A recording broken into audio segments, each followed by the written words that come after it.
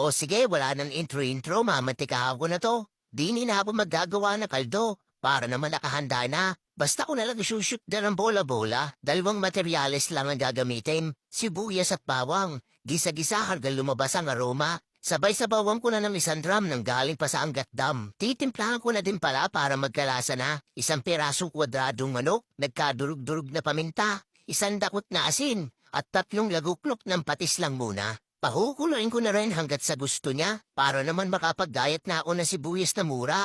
Sariwang-sariwa, halagang 20, marami-rami, kalahating panimpla, kabak na may pang-toppings ko sa kanya. Magyayar-yar na rin ako ng carrots, 1 piraso lang, para naman bukod sa masustansya na mas maganda pa ang kulay niya. Karne natin gagamitin, kalahating kilong giniling, nadilhensya ko pa sa Alphamart. Bahala ka na! Ayos are, lalo na kung pinong-pino hanap mo. Hindi ko na patatagalin para rekaduhan ko na.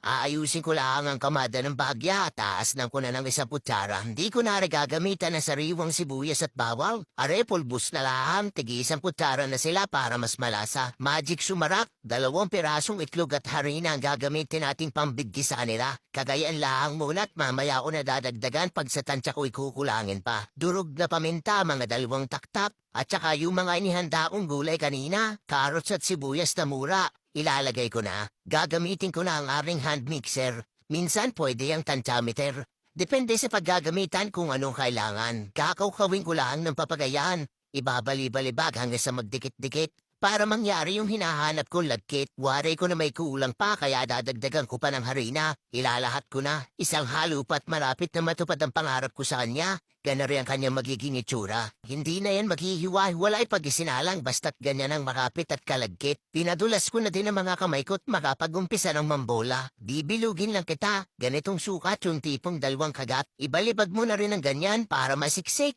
liglig, at hindi mabuaw. Napakaganda naman talaga ng itsura ng aring obra maestra. Goodness overload, mukhang masarap na. Binawasan ko ang kulo para mailagay ko na. Dahan-dahan bigla para hindi siya masira. Sa mahinang apoy lang to, payang-ayang lang. Lulutang naman yan pagka binabanas na, ibig sabihin luto na. Pag nagkaganyan, matibay na yan, pwede mo nang haluin, hindi na masisira. Lalagyan ko na din syempre yan ng patola. Hindi ko na laan na ipakita sa inyo at sigurado naman akong alam nyo na. Mabilis na yan, kuha na yan sa 3 minuto at ganyan ang magiging itsura niya. Sakto lang yan, sabay-sabay na silang maluluto kaya ilalagay ko na rin ang miswa. O, biga, Mama Mia ulala. Luto na ang ating patol at miswa na may bola-bola. Isa na nga sa mga nakalakihang kong pang-ulam. Klasiko na kumbaga. Tipong hindi mo pagsasawaan kahit kailan. Simpleng putahin na espesyal ang lasa. Mga ulam na hahanap-hanapin mo kapag umay na umay ka na. Lalagyan ko pa ng piniritong bawang at daon-daon sa ibabaw. Babaakin ko na rin na masaksihan mo kagandahan ng loob niya. Ay, ina!